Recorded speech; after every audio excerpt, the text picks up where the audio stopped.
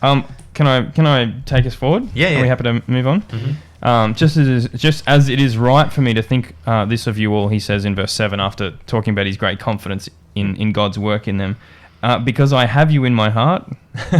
Isn't that like the coolest thing? Like, the reason I'm so confident is because you're in my heart, and I know that if I'm asking God, he's working. Yeah. Anyway, do you want to drop that one there?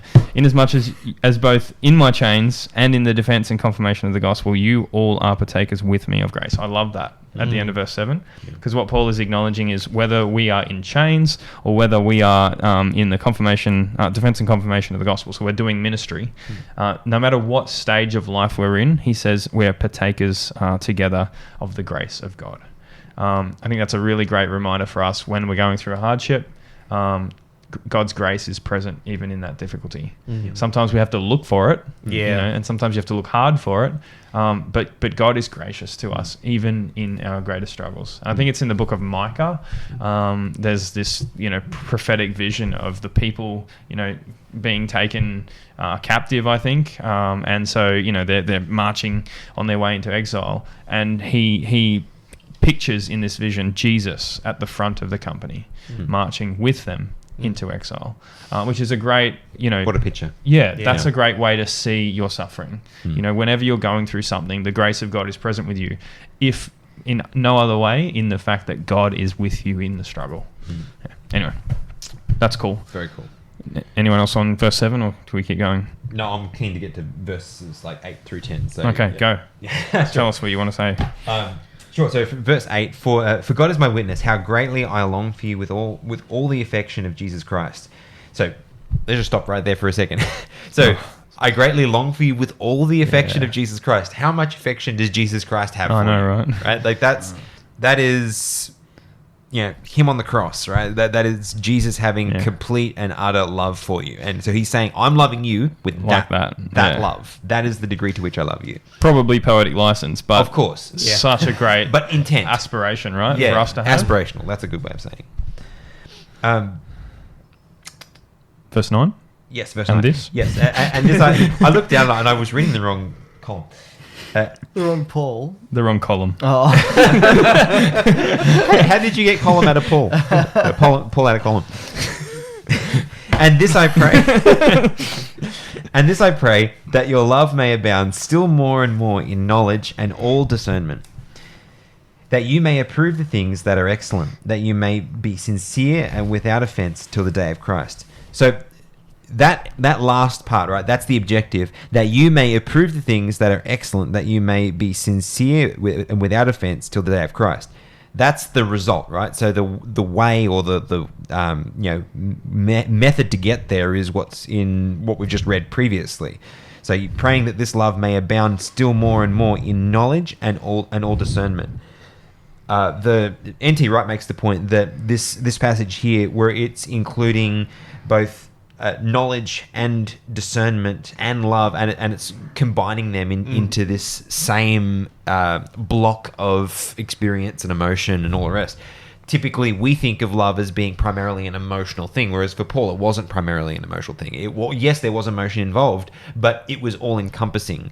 And I think that comes into what we just read before about loving, like the same, or aspiring to love the same way Christ does. Because he doesn't just love us in an emotional, oh, I love you fashion. He loves us, but in that way, but also in a very, with all mind and strength and all of the other aspects of his being as well. And so then he's saying, that's the way Christ loves you. So this is the way I pray that you then love, and you have that experience. And the result that you come out the other end of that with is that you are then able to approve the things that are excellent, that you may be sincere without offense in the day of Christ. So essentially what he's saying is you get moral discernment. So you can tell right from wrong as a result of this love that Christ has, that I'm praying is going to be in you. And this is what it's going to look like. Can I add to that? Please. I just wrote down, love for God is founded on knowledge, the knowledge of his character, and produces discernment based on the principles we can draw from the kind of person that he is. Because I actually... I don't know whether it's different or the same, but I see it maybe slightly differently than that, in that I would say what Paul is praying for is that they would love but that love would abound still more and more in knowledge and discernment. And so I think what he's saying there is that love is coming from those things, Gotcha. but then, as you're saying, producing those other things, which to me indicates the importance of what you were just saying about the kind and quality of love that he is praying for this congregation. This love is founded on understanding, which probably ain't a bad bit of advice just in general with regard to love, but certainly in the context of God, like that's the only way we truly can love him, right, is if we know him. And the Bible would go on to say like that if we know him, then we will love him, right? Look at 1 John if you're not sure what I'm talking about there. But knowledge and then discernment, I think that discernment has to be coming from that knowledge, which is kind of that wisdom that Solomon prayed for, asked for when he was given the opportunity to ask for something, that discernment to be able to tell right from wrong, right? But that comes from this knowledge or this understanding of who God is. I think personally, that's the foundation, right? And so when we have like these, as you're saying, these three things working together, or as I see it, the love working together on this platform of understanding and discernment, then we are able, as it says, to approve the things that are excellent, and that we would be sincere and without offense. Like I just think that's such a powerful, like if you want to tackle sin, what Paul is saying, in my opinion, in these verses, is rather than wrestling with the sin itself and trying to figure out how am I going to beat this thing, Paul says, understand and know God. As you understand and know God, your love for him will grow, and then you will be able to approve the things that are excellent. You will be sincere and without offense. And I love the verse 11 too, that you will be filled with the fruits of righteousness, which are by Jesus Christ to the glory and praise of God. Which you wanted to talk about righteousness by faith before. I mean, there it is, right? There it is, yeah. And more so that the Greek word for righteousness there is referencing good behavior, or good actions produced in us as a result of God's faithfulness and our status as his children. I know that's a lot to pack into one word, but that's what it's getting at, that particular word. So I just think that is such a complete picture of that. So, and I like that it says that we would be filled with the fruit of righteousness, which are by Jesus Christ, which the implication there is that the only way that we're producing this fruit is by that abiding that Jesus spoke of in John chapter 15, right? That there's this sense of the indwelling Christ, and when Christ is dwelling in us, we're going to produce it. But how do we get Christ dwelling in us? Well, again, it comes back to understanding, knowing God, and then we receive Christ in us, And I mean, we could talk about Colossians, where Paul's like, how are you going to go on in your journey in the Christian life? Well, in the same way that you receive Christ Jesus, so walk in him, right? So there's a lot of crossover between these letters, but that's a really powerful section. And what a prayer, hey? What a prayer for the people, that their love would abound, that they would have knowledge, discernment, they would be able to prove the things that are excellent, being sincere and without offense. Like, I mean, he's praying for this congregation to be perfect. Let's not go down that rabbit hole though. And being filled with the fruit of righteousness. I'm going to summarize what you said in one word. That's what they already did. What an incredible prayer. I just think that's a great prayer for us to be praying for each other, for our congregations. And on a practical level, that is such a good prayer, but I wouldn't necessarily automatically pray such a thing, because it seems like too high a goal, right? And I know it's not, but you know what I mean? Like, sometimes you don't pray for things because you just feel like it's out of the realms of possibility. Like, how often do you sit around and, Ben, how often do you sit down and pray that your mate Luke is going to be perfect?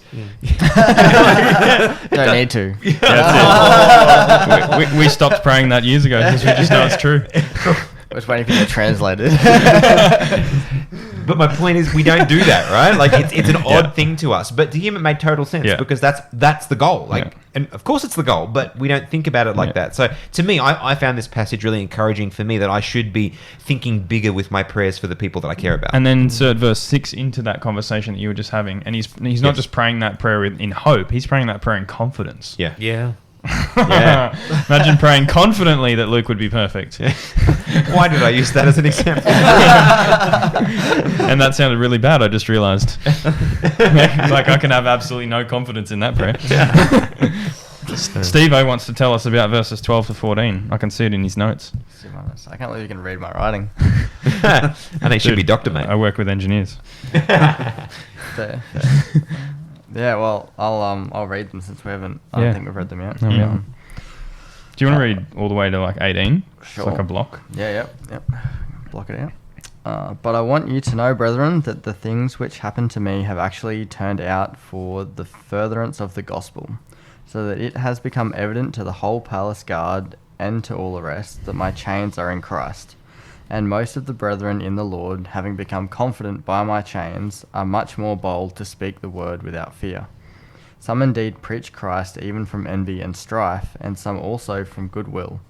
The former preach Christ from selfish ambition, not sincerely, supposing to add affliction to my chains, but the latter out of love, knowing that I am appointed for the defence of the gospel. What then? Only that in every way, whether in pretense or in truth, Christ is preached, and in this I rejoice, yes, and will rejoice.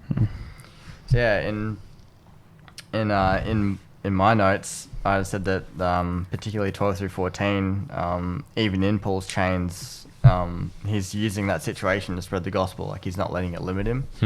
So that was something that I got out of this section in particular, that no matter where we are, we have that ability if we're looking for it. I love the positivity that he shares in verse 12 as well. Like, I want you to know, brethren, that everything's turning out for the good, for the furtherance of the gospel. Yeah, because you wouldn't think that initially. You hear about Paul, he's off to prison. It's a case of, oh no, he's not only is he in danger, but the work is being put back because he's in prison. But here he's talking about, no, God's actually turned the situation around, and he's making it into a good situation. And from a historian's point of view, we know for a fact that had Paul not spent all that time in prison, he may not have written all these letters, and it been a much greater benefit than just that generation. Paul's teachings have now been passed down to us because he had the time to sit down and write all these letters. Right, it's true. In fact, it's a more furtherance of the gospel than even he realised when he wrote this verse. Yeah. It's true. And I love, like, he's like, it's influenced the palace guard and all the rest, whatever that means. That my chains in Christ and most of the brethren in the Lord, having become confident by my chains, are much more bold to speak. So he's like, because of this situation, like, not only like you were just saying, has it given him this opportunity to write something down that's lasted forever, but also it's given others boldness to speak. Seeing Paul's confidence in his chains. And just what you were highlighting, powerful witness. What you were highlighting then about it all coming together for good. This some of the reading that I was doing was just pointing out that this is very common Jewish thinking. Like, this is the way that Jews made sense of bad circumstances a lot, and the reason that they do it this way is because they often would use the story of Joseph as the go-to example. Like, we would often use Job. It's like, oh well, Job found like meaning in his suffering and all. Well, for them, the story of Joseph was like that. Well, look, his brothers meant this for evil, but it turned out for good in the end. And that's the picture that is portrayed, and this is the kind of thing that he's sharing here. Like, yes, I know it's bad that I was put in prison, but it actually worked out for good for these reasons. Yeah. Well, think about how he reached too. Like, I was just skimming my notes at the bottom of my Bible, and it suggests that the Praetorian Guard were like the ones that he was influencing, which are like the elite of the elite. So it wasn't like he was just some cop in the middle of nowhere. Like, it was the highest level in their, even in their hierarchy, unless you're in the palace, obviously. But so cool. No, but imagine being able, like, today to say, well, I'm in prison, but I've been influencing the SAS or something like that. Exactly. And you never would have been able to, not to the same extent anyway, reach that that audience. When I was reading these verses, the song Blessings came to mind. You know, and in the song it asks, you know, what if your blessings come through whatever the experience is that you're going through? What if your healing comes through that experience? And what if 1,000 sleepless nights are what it takes to, you know, fill in the blank for your life? Yeah. What if the trials of this life are God's mercies in disguise? And I think, you know, that's really what Paul's echoing here. And he's saying that what that can produce in some cases is it can actually be for the furtherance of the gospel. And so, you know, like you might think of some of the martyrs throughout the Reformation, you know, their blood was seed, you know, they used to say. And it really was, you know, this story of their faithfulness just spurred on villages and cities and, you know, reformers to go and change the world elsewhere. So really powerful there.